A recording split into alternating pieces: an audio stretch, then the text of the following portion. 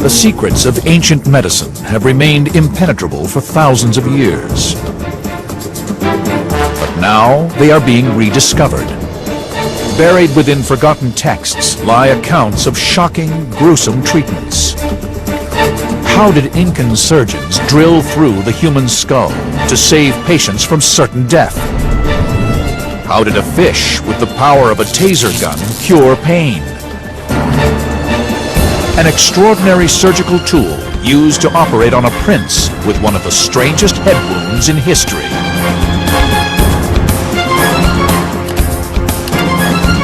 Ancient Discoveries is entering a remarkable world of snakes, leeches, and death rays, uncovering a secret. They all worked. This is the untold story of gruesome medicine.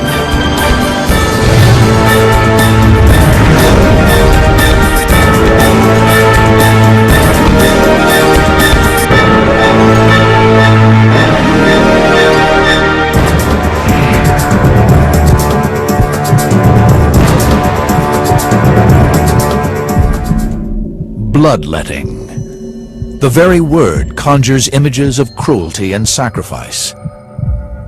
Beginning over 3,000 years ago, patients were bled to death in their thousands. Ancient doctors removed up to 4 pints in a bid to cure everything from fever to madness. It does sound outrageous to open the veins and drain somebody of their life-giving fluid, but in some circumstances it can actually be beneficial. Bloodletting's most famous practitioner hailed from ancient Greece, and his name was Galen. Born in 129 AD, he was to become worshipped as a god for his miraculous healing powers. Galen had a theory of medicine that was based on balancing humours throughout the body. And he assumed that in order to get the right balance of humours, if you let out blood, then the humours balance themselves. A chilling array of tools were used to open up his patients, from hooks and scalpels to knives and cutting machines. The most notorious of all was the leech. I think most patients today, seeing leeches on their body, would throw up their hands in horror, as it being an outmoded form of treatment. But it has undergone a resurgence. Galen's theories, along with the use of leeches, have been dismissed for centuries. But now, recent evidence has caused medical science to reevaluate them. At the Ancient Discoveries Laboratory, leeches expert Carl Peters is investigating the leech's blood-sucking powers. In this small vial here, we have just some ordinary sheep's blood, and on the bottom we have some collagen membrane. So we'll put the leech on the bottom there, and then hopefully it'll drain the vial. Over 20 minutes, the leech sucks the blood from the vial, multiplying its body weight by up to 4 times. The question remains, how could this phenomenal sucking power be used to save lives? For a window into how ancient leechcraft worked, Ancient Discoveries has brought in a human guinea pig, former military officer David Shaw.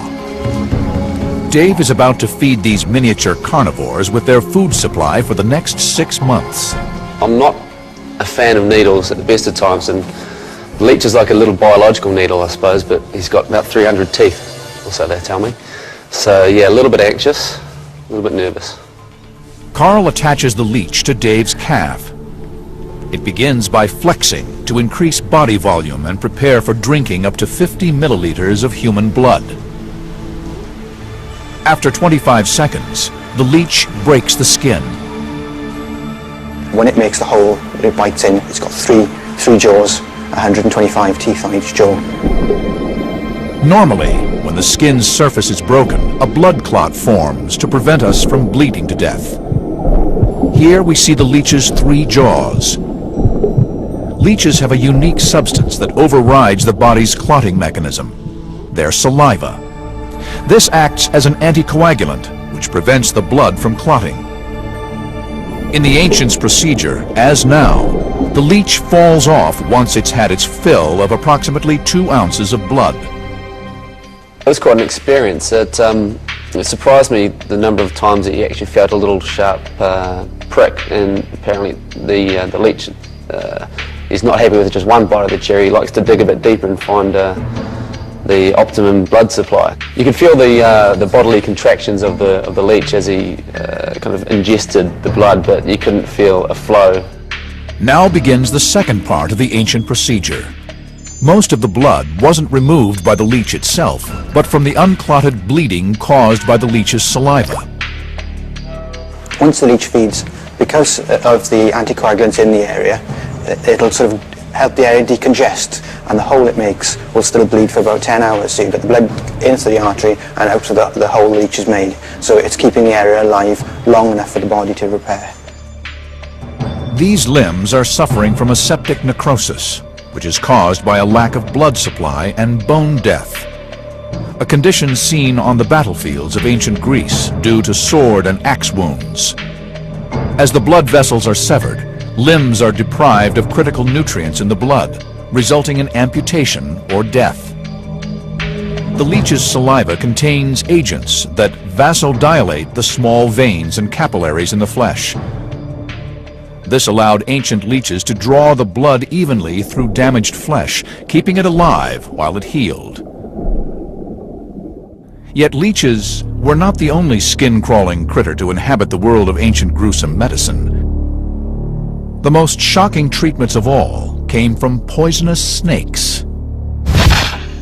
In Greece lies the ruins of Epidaurus, headquarters of a mysterious ancient snake cult said to have magical healing powers. It was founded in 300 BC by a demigod whose name was Asclepius. The cult of Asclepius was very important in ancient Greece, and people would flock from all over Europe to visit him and to receive his wisdom and his healing and his diagnostic powers. Asclepius's symbol of healing was a snake. There is the fable of the snake bringing the herbs of life, and it is thought that his symbol of the staff with the single snake coiled round it arises from that story. Asclepius's snake potions were said to have the power to revive the dead. For 2,300 years, they have been dismissed as myth. Now, modern science may provide clues as to how the snake potion worked. The Liverpool School of Tropical Medicine in England houses over 200 of the world's most poisonous snakes. Dr. Rob Harrison is one of the foremost experts on the medical effects of snake venom. In order to make a snake potion, the ancients would have needed to milk the venom. Our subject is the horned viper, one of the most dangerous snakes in the world. Venom extraction is a dangerous procedure. It should only be done by experts. It's important when I'm helping Paul milking the snakes that we're not scared, but that we feel competent. Anxious is all right, scared is not all right. The horned viper is native to northern Africa, and just half of its maximum dose is enough to kill an adult. If a person was bitten, they could be in a life-threatening situation within 20 minutes, half an hour. Okay, Paul, are you ready? Yeah, ready. As Dr. Harrison and his snake handler, Paul, extract the poison, they are replicating a process carried out by the ancient snake handlers. You got the green one? I've got the green. Okay, good. Right. Yeah. Ready? Good. Once the snake is trapped, the handlers place its jaws over the edge of a beaker and force the venom into the beaker's bottom. Modern research supports the idea that a snake potion would have had certain benefits. The neurotoxins can be used to create drugs that treat Alzheimer's and memory loss, and its hemotoxins help combat heart disease and high blood pressure. 125,000 people die every year from snake bite. High blood pressure certainly kills many more people than that. And the ACE inhibitors, which are the most effective drug against high blood pressure, were developed from snake venom proteins. So we should look at snakes not just as enemies, but also as potential contributors to our better health. If the ancients did access the same unique properties of snakes as modern medicine, how did they ingest the venom in the first place? Amazingly, they may have drank it. Drinking lethal snake venom is not fatal, unless there are cuts in the digestive system allowing the venom access to the bloodstream. 2,300-year-old accounts tell of Asclepius's patients drinking from the head of a snake-covered gorgon and then developing the power to heal. Tantalizing evidence that the ancient Greeks could have discovered the same healing powers as the 21st century's latest medical drugs. The ancients' unrelenting search for new medical treatments even saw them transform an underwater killer's taser-like weapon into a miracle cure. The secrets had been lost to time. Until now. Since the beginning of history, humans have sought to manipulate and control pain. From ancient torture devices that inflict unimaginable suffering to magical ointments that make pain disappear. The fact that we want to get rid of pain is not new. And I'm sure the Romans, the Greeks, the Egyptians, and probably everybody who went there before them didn't want pain either. Today, when we think of pain relievers, we think of aspirins or morphine. But in 100 AD, the Romans discovered a very different solution to pain relief. A secret lost to history that depended on a terrifying denizen of the deep. Roman historian Plutarch left an account describing an incredible pain neutralizer, a rare kind of electric eel known as a torpedo. The ancient Roman sources describe how sufferers of extreme joint and leg pain were taken down to the beach. Here, their feet were placed directly on top of the torpedo. After time, their suffering abated and their pain disappeared. The Roman accounts tell of how the torpedo could be used to cure almost all pains, from stomach cramps to syphilis. But aside from the basic ancient descriptions, nothing is known about how the treatment actually worked. How does the jolt of a dangerous animal relieve pain? At the Finisterre Aquarium in La Coruña, Spain, torpedoes are being scientifically examined for the first time.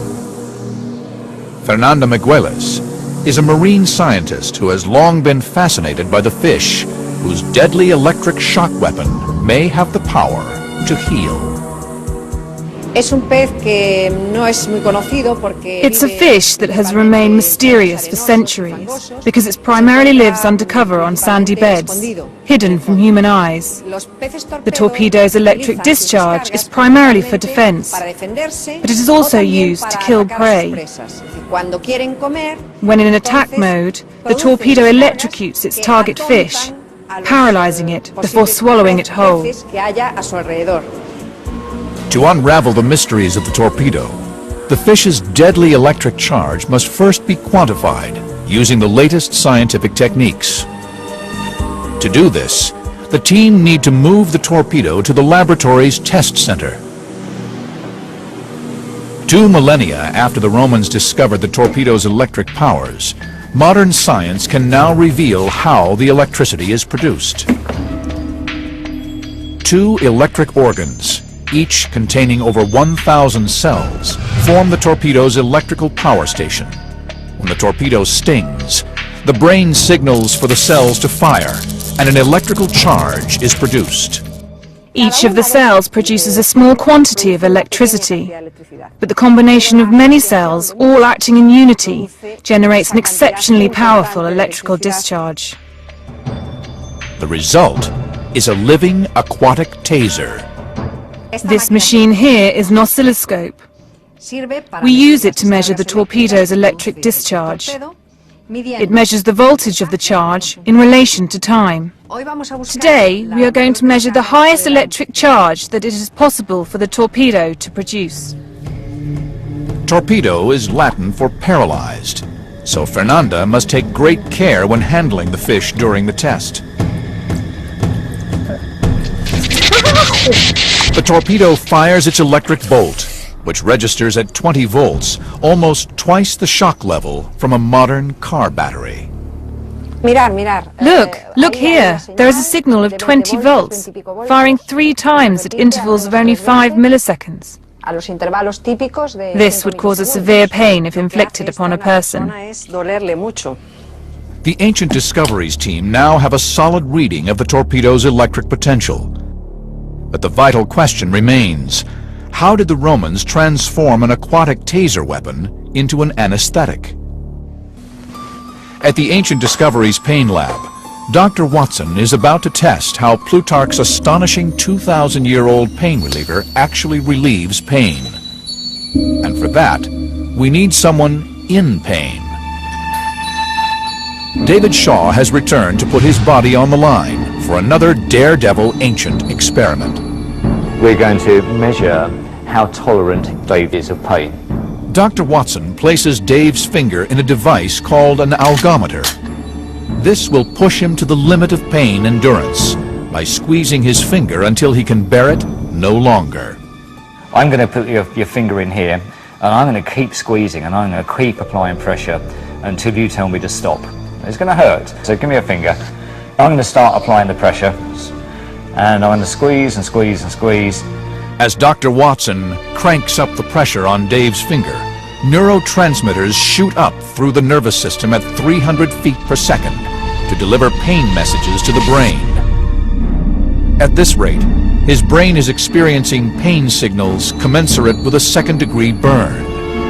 Go on, keep going, keep going, keep going. And enough? A bit more. Oh, that'll do.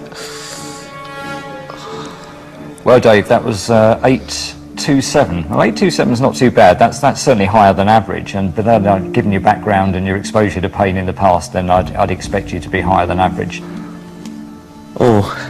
Dave's reading reveals he is able to withstand 827 kilopascals of pressure, equivalent to having a 700-pound person standing on his finger.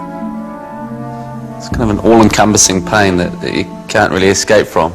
Certainly wouldn't want to be in that kind of pain if it was a continual, just a 24/7. You'd be looking for something, anything, to relieve the pain, especially if it was as intense as I've just experienced.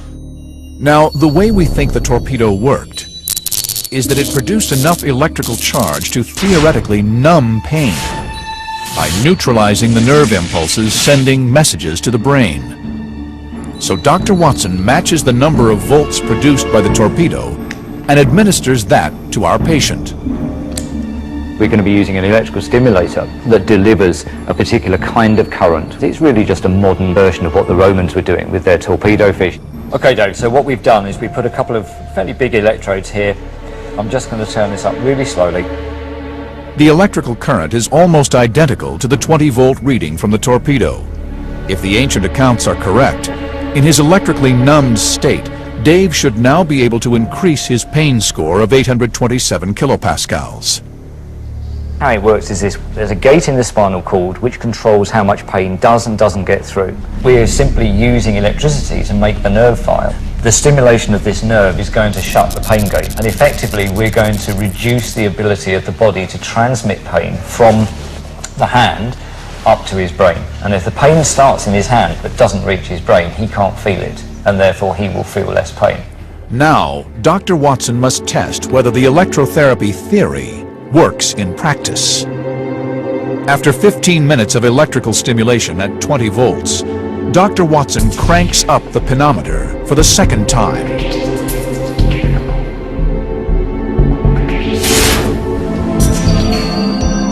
The penometer crunches Dave's finger into 1/4 of an inch. He is now experiencing a far greater level of pain than we would expect a human to be able to take. Yep. Okay. So that gives us 1096. That's 1096. Very different from last time. Very different. 200 up. 200 up. That's about 25% up on where we were before. Originally he was feeling 827. That's when he told me to stop. This time we got up to 1096, 1096 before he told me to stop. So I've made him less able to feel pain. Dave can now withstand pressure equivalent to being run over by a 2-ton truck. 2,000 years after Plutarch's first accounts, this pioneering experiment has revealed that the stories of the ancient Romans' miracle cure are grounded in fact. I'm pretty sure they didn't understand about pain gates in the spinal cord, and I'm pretty sure they didn't understand about stimulating nerves in order to get pain relief, but they knew that using electricity, which happened to come from a torpedo fish, produced the sensation of pain relief. Thousands of years later, our modern machines are just an up-to-date way of doing torpedo fish therapy. Even the Romans might wince at some of the treatments in the mysterious world of the Incas. Here, doctors literally cut open the human head.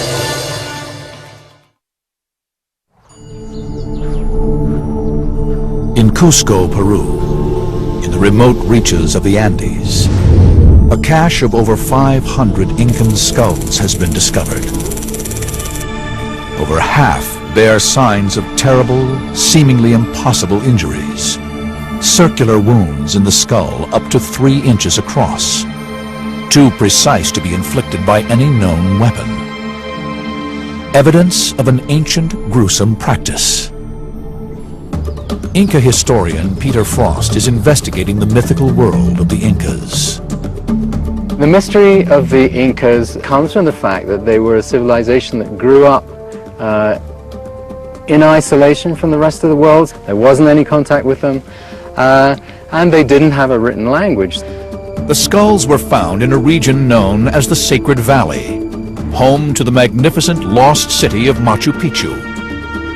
Founded in the year 1450, the city lies at almost 8,000 feet above sea level.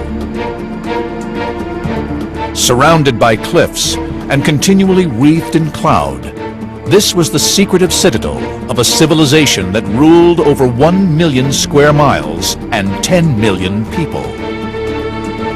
Yet the Incas lived here for just 100 years, sucking the mystery of the Incan skulls into the mists of time. 5 centuries later, new forensic evidence may yet solve the riddle. It suggests that the people survived their injuries. There are lots of examples of skulls that they've unearthed which show that the skulls began to grow back over the wound. The linchpins of Incan warfare were weapons such as the club or mace, weapons that deliver severe trauma injuries, such as a fracture to the skull. The thing about a skull injury or a skull fracture, a depression fracture, is that it pushes bone fragments into the brain area, and they must be elevated or taken away, because of course the skull is a box. And if the box is closed and there's bleeding inside the brain, then pressure increases and eventually the brain must die. Incan surgeons developed an astonishing solution to this seemingly fatal injury. They did develop one technique which is extraordinarily sophisticated, which is skull trepanation. Trepanation is the removal of an area of the skull to release pressure or to decompress a depressed fracture of the skull. We can tell how long an Inca lived after the procedure by analyzing the skulls to see if they show signs of healing. Amazingly, in 80% of the observed cases, the Incas survived this early form of brain surgery. But how? At the Ancient Discoveries Laboratory, leading surgeon Mike Edwards is taking a journey back through 600 years of history. He is carrying out a trepanation using Incan tools on the head of a dead sheep, purchased from a butcher shop.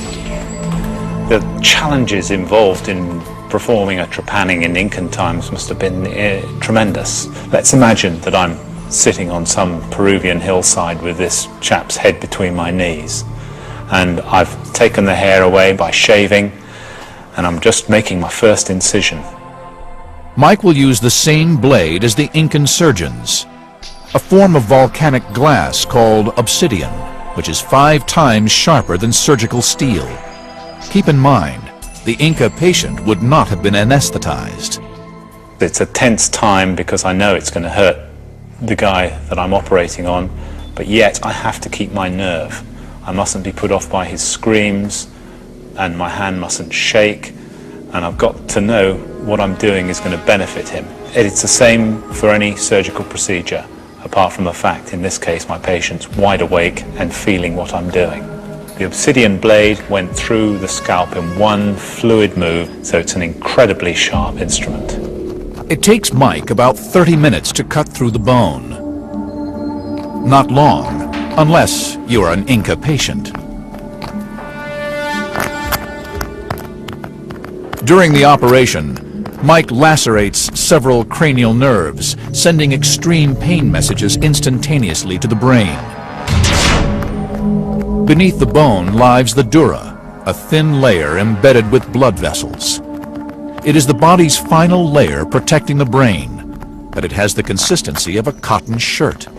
I'm very careful as I go through the skull not to damage the dura, because I know if I pierce the dura, it's going to bleed, and I may not be able to control the bleeding. I will also enter the brain tissue. It may be that there's pressure inside the brain that has caused me to be doing this procedure in the first place. So if I pierce the dura, there's every chance that the brain may just burst through like toothpaste and just come out in front of me, and the patient will die within seconds. Well, looking at this, I think this has been a successful trepanning. We've made the skin flap that you see here. We've gone through the periosteum, we've gone through the bone, and this, peeping up at us through this hole here, is the dura. The vast majority of patients were killed not by the trepanning, but by infection of the brain afterwards. But 8 out of 10 Incan patients survived. The bone reformed over the hole and the skin healed, leaving nothing behind but a small indentation. In the same time period, over 6,000 miles away in England, a simple blacksmith set about transforming medical history. How did he use nothing more than a hammer and molten metal to perform brain surgery needed to remove an arrow that had been shot straight through the head of the most powerful prince in the medieval world? The ultimate test center for medicine is the theater of war. Yet few today realize that the surgical techniques deployed in war zones from Vietnam to Iraq were invented over 2 millennia ago in Imperial Rome. The Roman drive for military might saw the creation of the Medici, the first medical army elite in history.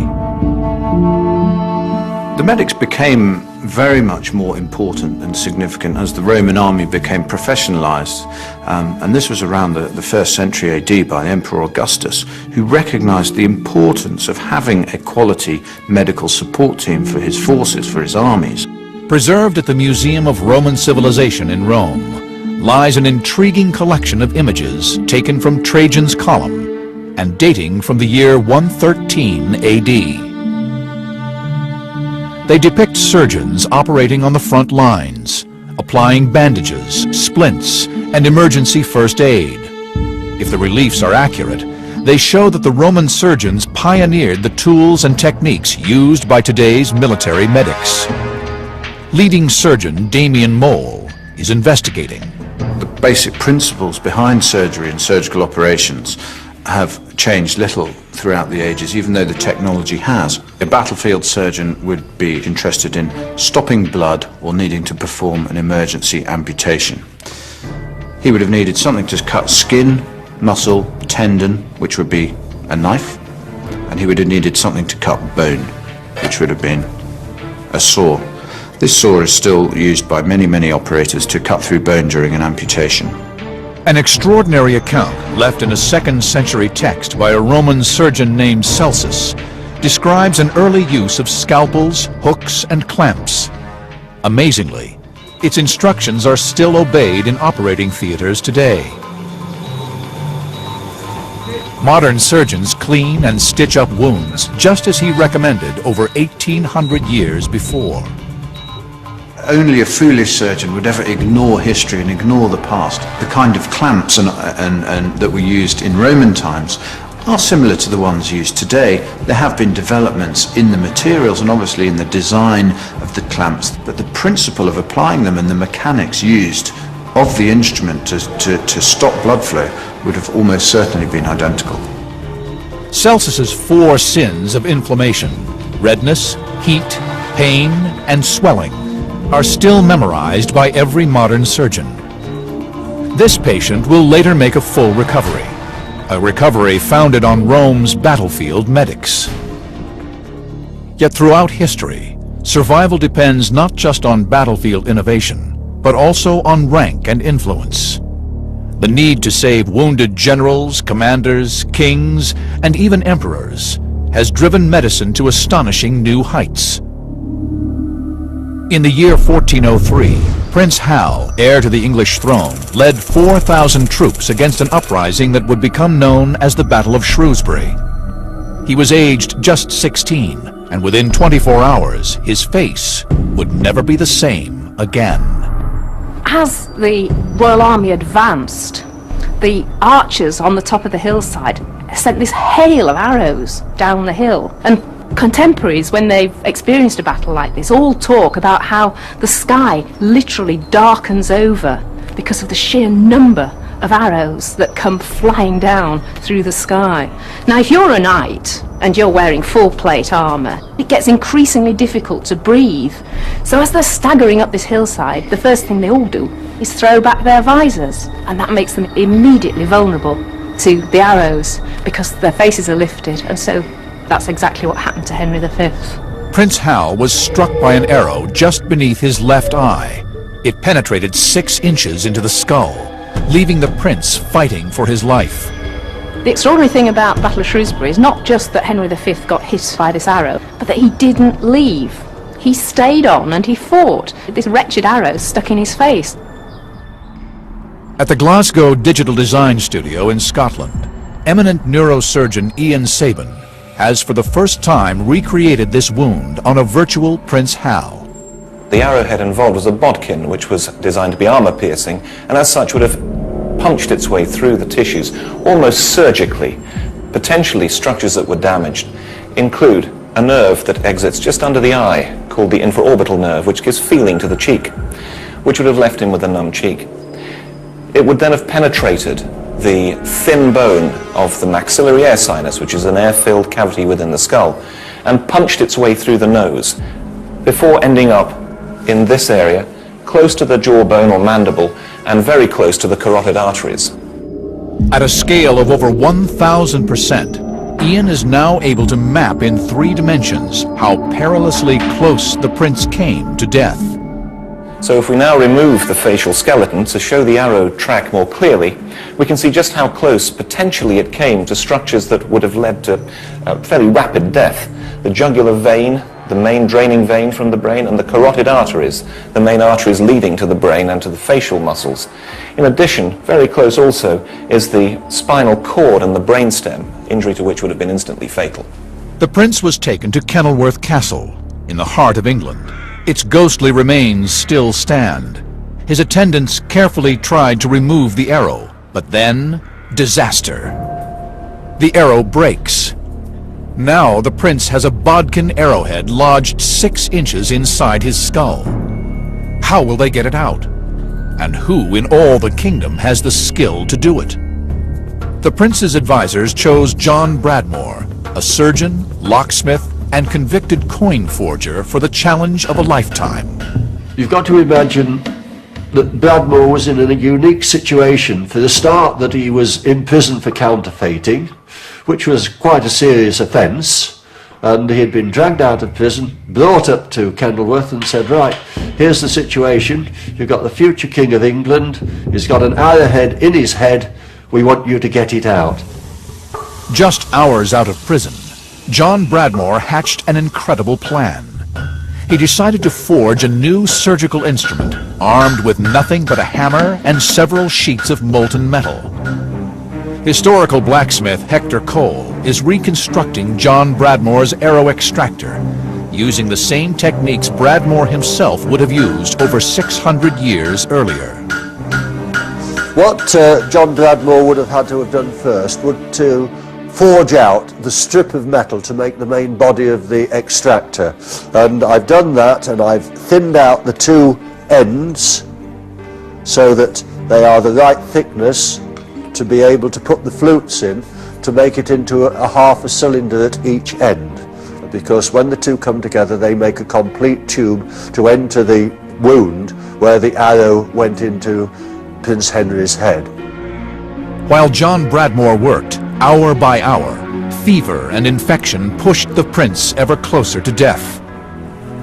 Time was of the essence, obviously, and he didn't have a lot of time to make it. He would have had perhaps a day and a half at the most to work out how to do it, how to make it, and actually make it. So he was under a tremendous amount of pressure. The arrow shaft had completely broken off inside the prince's skull. Fortunately, the remaining arrowhead was hollow, and this was to prove a crucial detail.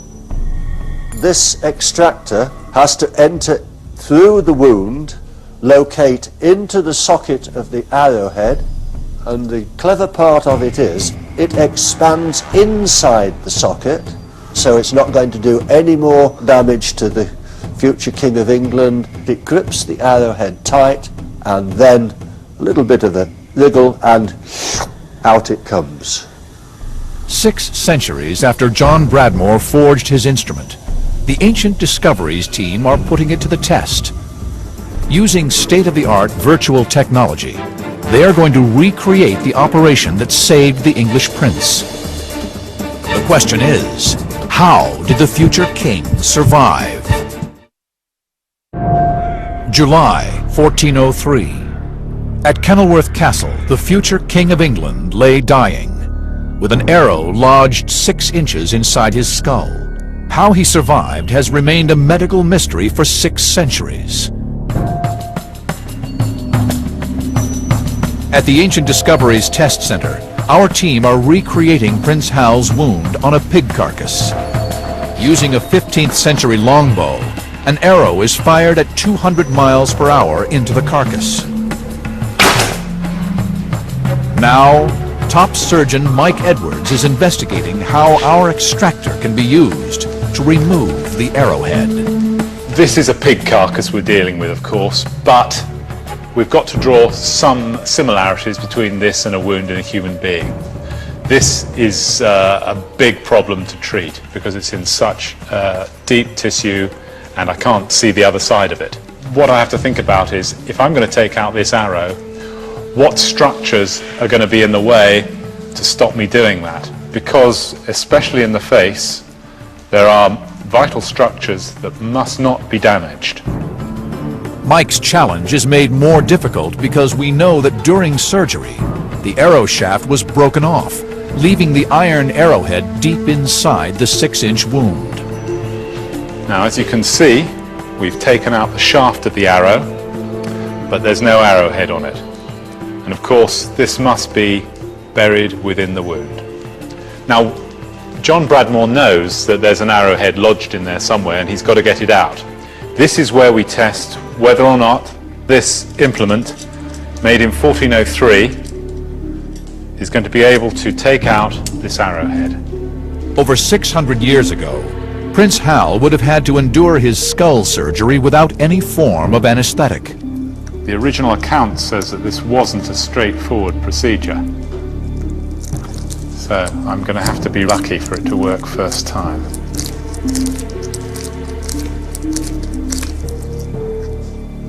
And it hasn't.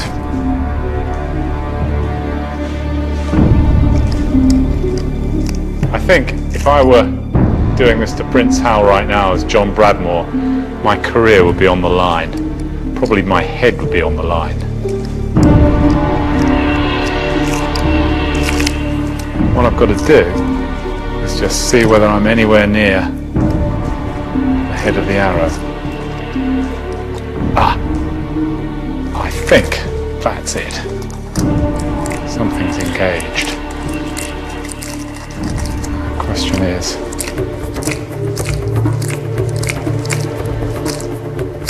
has it been enough? I'll just tighten the whole thing way down. Oh, joy. Mike's success came only after much trial and error, and it thus poses a further riddle.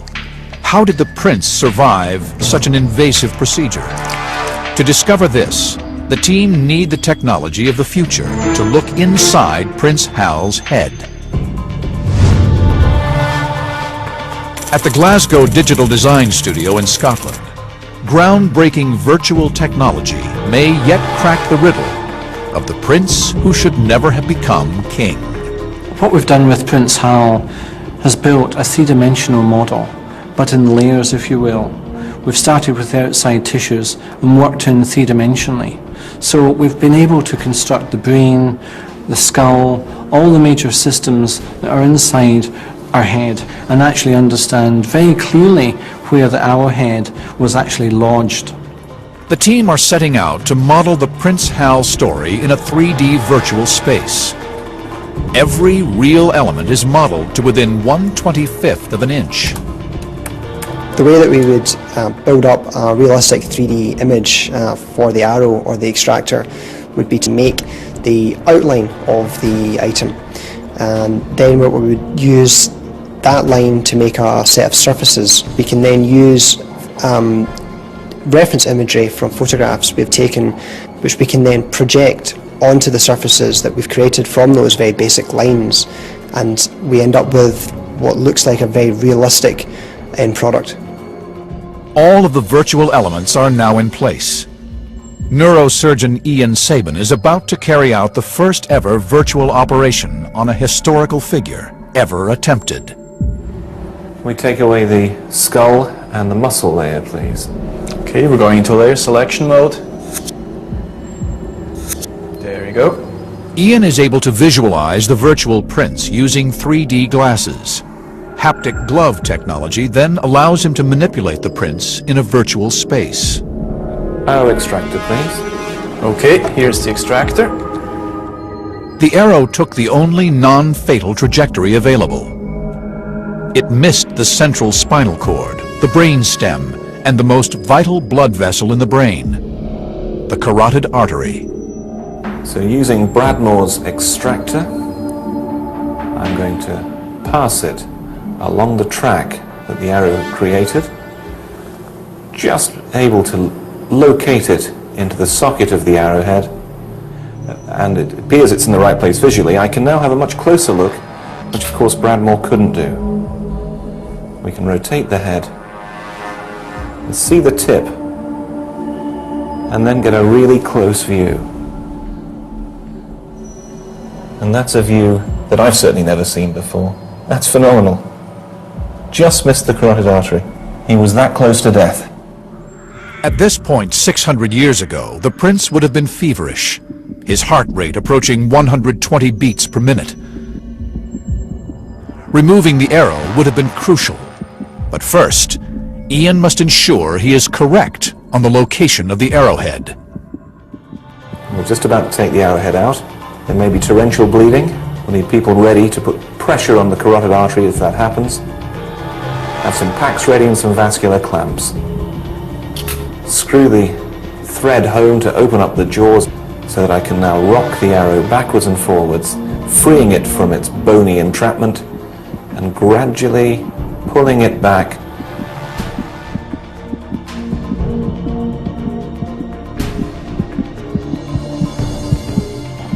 And out it comes.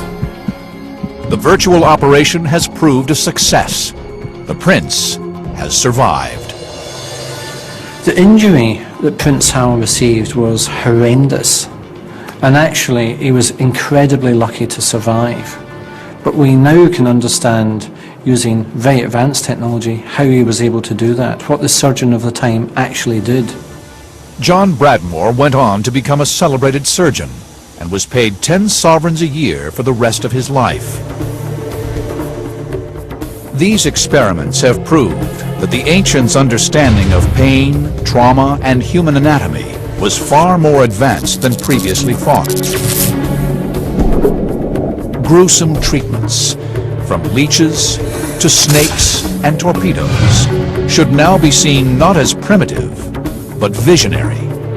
Every hospital visit we make today, every life that is saved, builds on the pioneering groundwork laid by history's first doctors.